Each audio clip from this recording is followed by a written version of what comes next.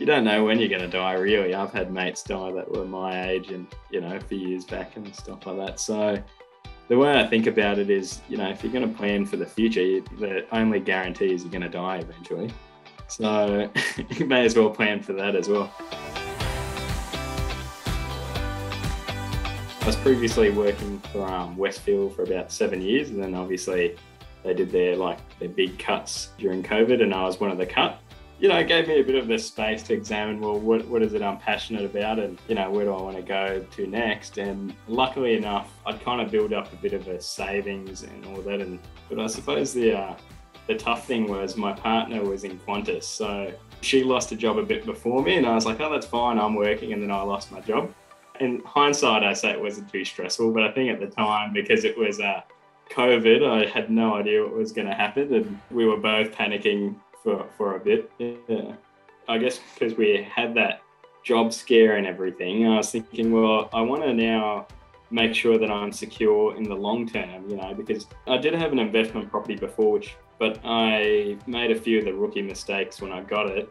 I wanted to kind of do it right this time around and just set myself up, because I just didn't want to be in that panic state again. That's probably why I listened to the Property Cash and also reached out to you guys, was to get a big bit of a portfolio going. It was quite in depth. If I did it myself, I don't think I would have done half the stuff, and I would have missed a lot of things. So because they looked at all our numbers and stuff, it was very guided. So I even still look at those figures now and say, okay, well, I should have this much in my offset. I'm tracking pretty well. Because we were originally going to be looking in Geelong, I thought we'd just outsource it to a buyer's agent, because they go in, they do all the work. I found Brian quite helpful. We had a few different properties we were kind of interested in.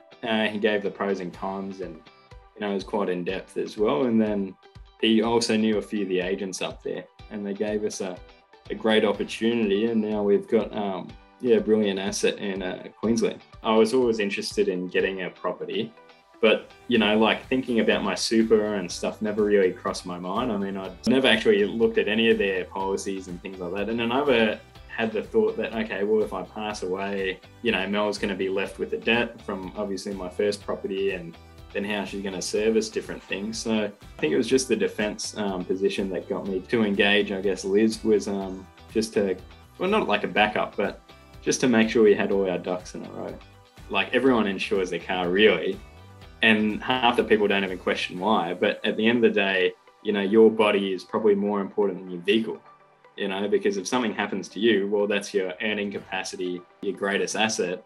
So why wouldn't you insure yourself? And I think COVID was almost a bit of a wake-up call in that sense. Like, that was a forced, can't work. But what happens if as I get older, my back starts hurting or something like that, I can't run around? Well, don't I want a backup plan and stuff like that? And then I guess with super, I would say, there's tax benefits to that. And, we're in a country where you have to get super. So why not actually examine your super and think about what's the best way to get the most money out of it, and the best way that it looks after me, as opposed to just ticking a box to do it.